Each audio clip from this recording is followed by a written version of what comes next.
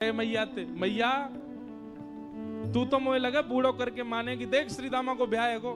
मैया बोली तू कितनो बड़ो भयो, 3.5 वर्ष को है भाई। तो मैया अब मेरी उम्र है गई। मैया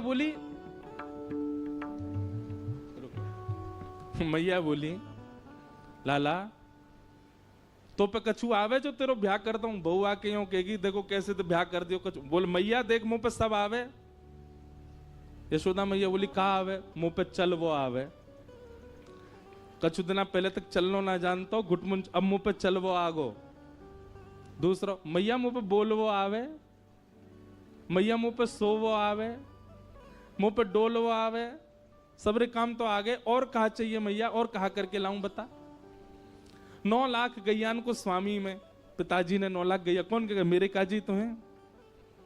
मैया बाबा को इकलो तो लाल में इतना बड़ो मेरो भवन। अब एक ही चीज की कमी है, कहा बोले एक बहू ना है बस मेरे पास, अब ब्याह करा दे मैया। और देख मैया श्रीदामा ब्याह करवे गयो है। मैया बोली बात न मत बनाए कर, चल बैठ जा। मैया कछु काम में लगे, ठाकुर जी पीछे पीछे डोलने मेरो ब्याह करा दे। मैया श्रीदामा की बहू आ गई मेरी, ना आई है, मेरो ब्याह करा दे। मैया ने जब नहीं सुनी तो ठाकुर जी रूठ के बोले मैया देख तू मेरो ब्याह करा दे, नहीं तो श्रीदामा की घर ले आऊंगा मैं, बउआ की बहू ले आऊंगा। मैया ने ठाकुर जी डांट फटकार के भगाए दिए। ठाकुर जी को पता चली श्रीदामा की बहू आ गई है।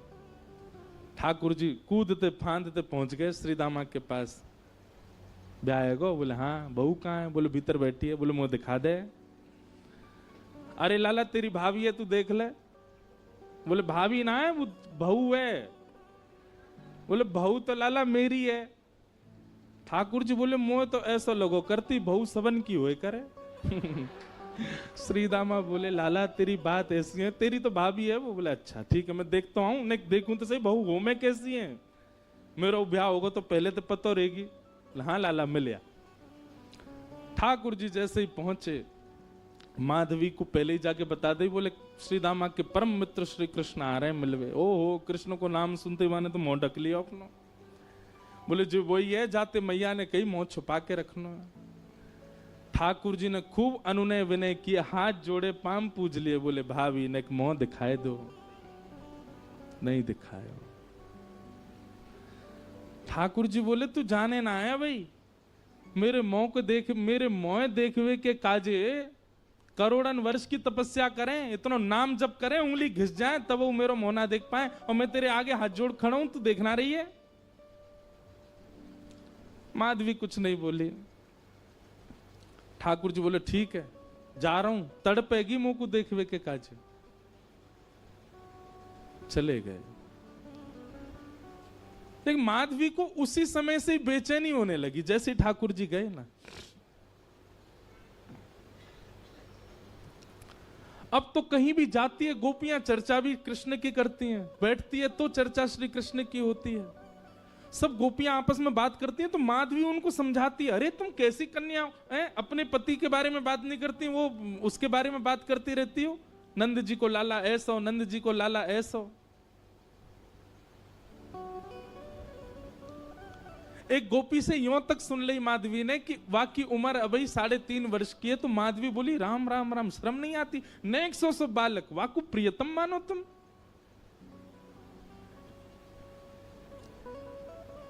एक दिन माधवी जल भरने के लिए गई यमुना जी, और यमुना जी पर जल की गागर जैसे ही भरी, सब गोपी तो अपने अपनी जल ले ले करके वहां से चली गई। माधवी थोड़ी विलंब से पहुंची, अकेली जैसी जल की घागर भर के उठान लगी सो उठे नहीं, ऐसी भारी। अब इत को देखे कि कोई आ जाए, आकर के नेक ऊंचाई दे, आकू मेरे मूड पर धर दे, सिर पर तुम्हें ले जाऊं। खूब प्रयास किया लेकिन कोई दिखो नहीं दूर दूर तक। तभी नंद नंदन बांकी अदा से चलते भय वहां पहुंच गए। यहां पाम धरे वहां पाम धरे, मटकते भय नैन के सैन चलाते हुए। सैन मतलब जाने ना, याते के सैन। ठाकुर जी ऐसे चलाते रहे अपने बौन ने, सीधे ना रखें। सब जगह ते टेढ़े हैं, कछु ना कछु करते रहे। मतलब रात में सोते कैसे होंगे, वहां में वो सीधे नहीं सोते होंगे, यशोदा मैया नंद बाबा पे चढ़ जाते होंगे, कोई काम सीधो ना करें। ठाकुर जी हमारे कानों हिला लेते होंगे, नाकों हिला लेते होंगे, का करें पतो ना। पहुंच गए।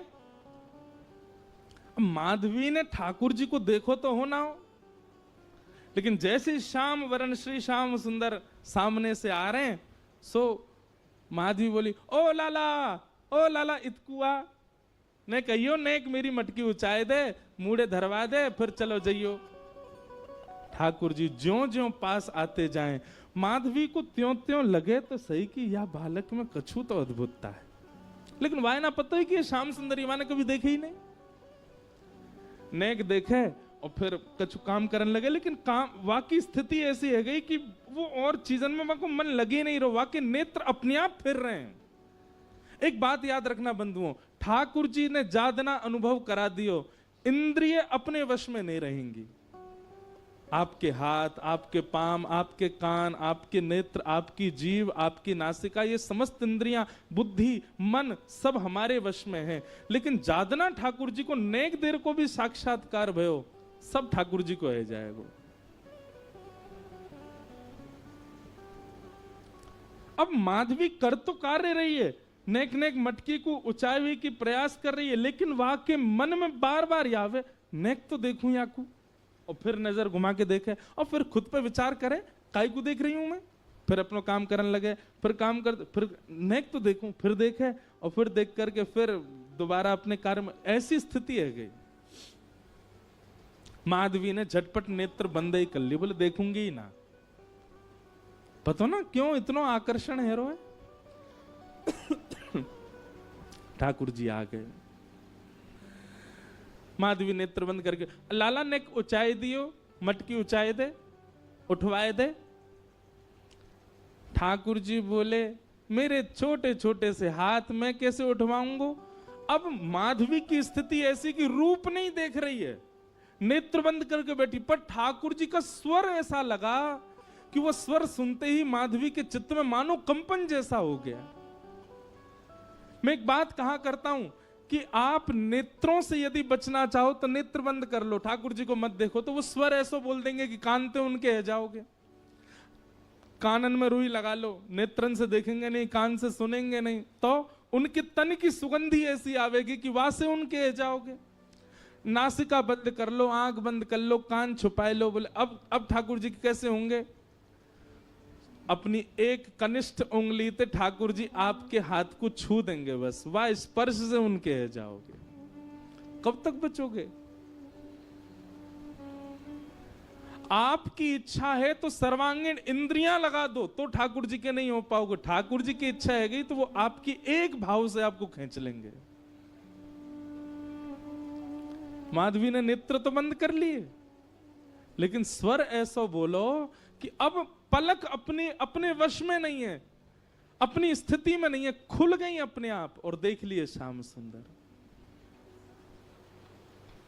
ऐसो मधुर मुस्कान, ऐसे नेत्र, ऐसी नासिका, आहा कहां कहें रूप की सीमा।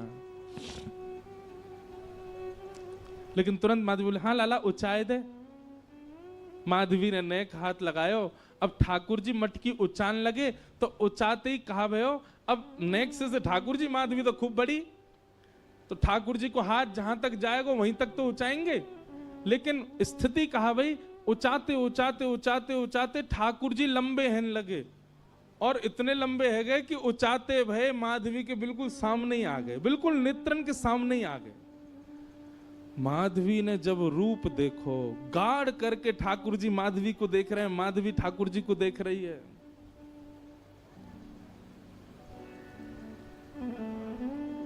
अब कहां ते ले जाएगी। अब स्थिति है का ले जावे की मटकी। बस सिर पर मटकी धरवाए के माधवी के हाथ दोनों धर के, और ठाकुर जी बस नेत्रन में देखते जा रहे हैं, क्रिया सबरी कर रहे हैं, और ये बस मटकी धराए करके, और ठाकुर जी बोले, अच्छा माधवी मैं जा रहा हूं, और कह के ठाकुर जी चले गए। शाम तक ऐसे ही खड़ी रही। नेत्रों से अविरल आंसू बह रहे हैं, ना हिल रही है ना डुल रही है, कोई चेतना नहीं, कोई भावना नहीं। शाम को गोपी जब जल भरवे के काजी आई तो देखी मूर्तिमंत है करके माधवी खड़ी है। दिन भर से ऐसे ही खड़े हैवे के कारण वहां को रक्त तक रुक गयो हाथन को, नेत्र लाल पड़े हैं, मोटे मोटे अश्रु बिंद गिर रहे हैं। कोई गोपी ने जाकर के एक पानी को छिड़काव मुख पे किया, होश में आई, होश में आते ही गिर पड़ी। गोपी ने कही कहा बे हो? महादेवी बोली वो कहां है, वो कहां है? गोपी बोली कौन? अरे मेरी मटकी ऊंचाई के गए हो, ऐसे कमल जैसे नेत्र, ऐसी मधुर मुस्कान, पता नहीं क्यों उसके प्रति इतना आकर्षण हुआ। और बहन कहा कहूं को स्वर सुन करके तो मैं अपने वश में ही नहीं रह पाई। कृष्ण नाम जब ते श्रवण सुनो रियाली, भूली री भवन में तो बाबरी भई रे। और इस पद की सबसे सुंदर पंक्ति मुझे लगती है, रोम रोम हो मैं तो श्रवण मई रे। मानो मैं कान बंद कर लूं तो कब तक करूं, मेरे रोम सुन रहे हैं उनका नाम, मेरे रोम पुकार रहे हैं उसको, मेरे रोम देख रहे हैं कि वो कहां चला गया। पहले 2 आंख थी, 2 कान थे, पर अब रोम रोम उसका हो चुका है। कहां तक छुपाऊं, कहां तक रोकूं खुद को।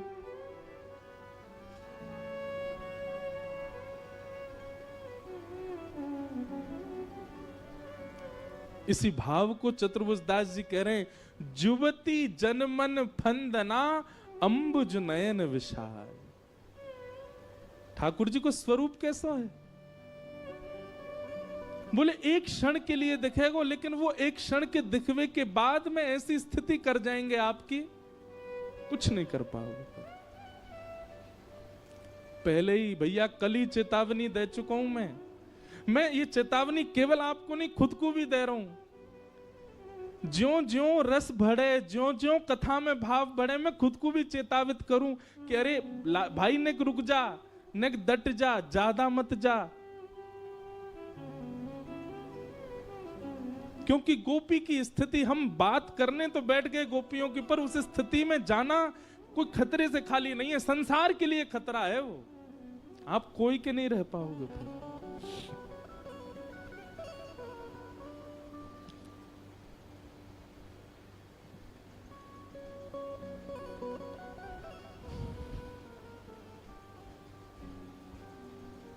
मीराबाई कह रहे हैं,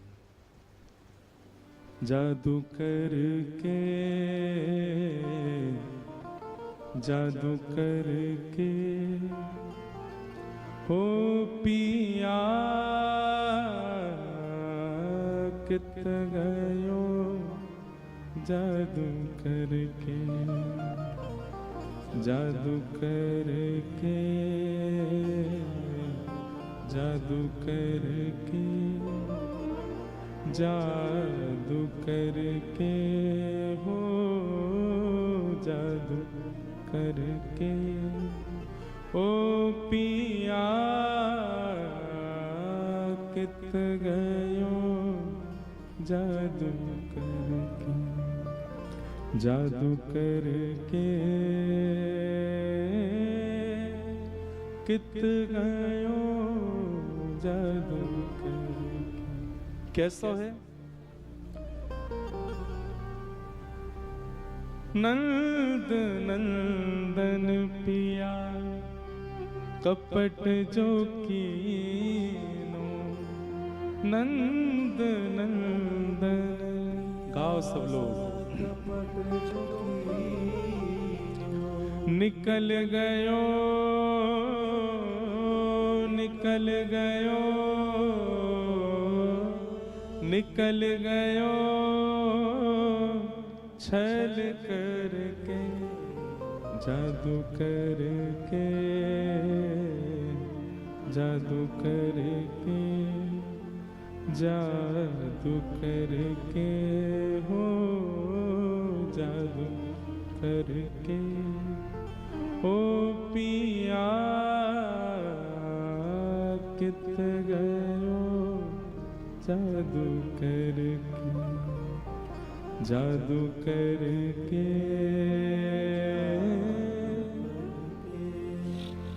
ओ पिया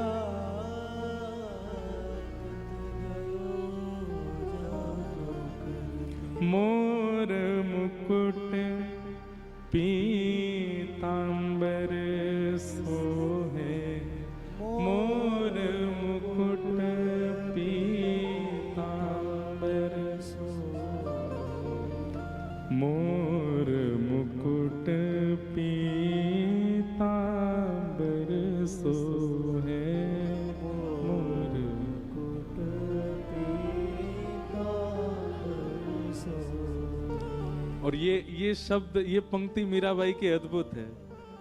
कबहू न मिले, कबहू न मिले, कबहू न मिले अंग भर के जादू करके,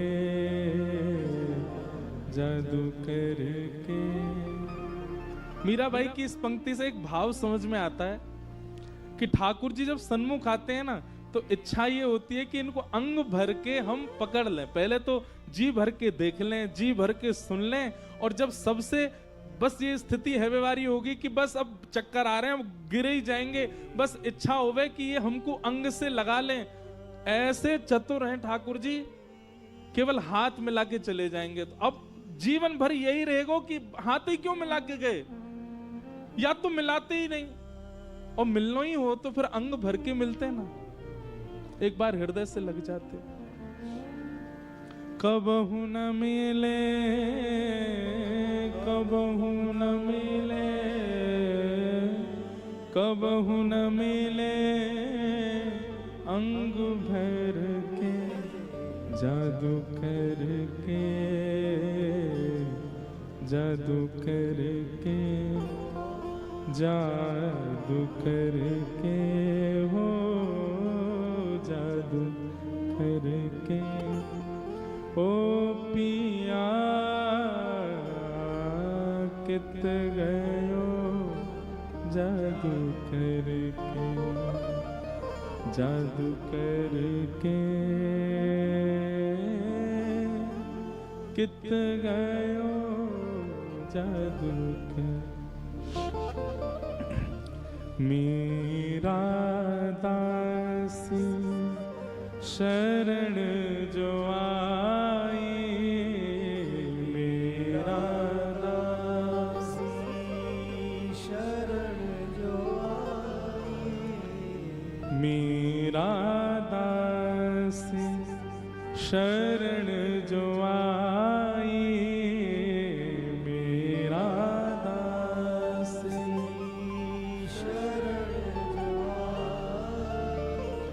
मेरा दासी शरण जो आई, मेरा दासी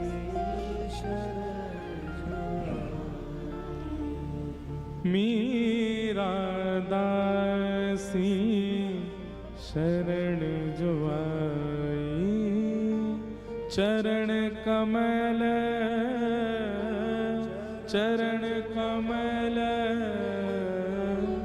चरण कमल चित धर के जादू करके,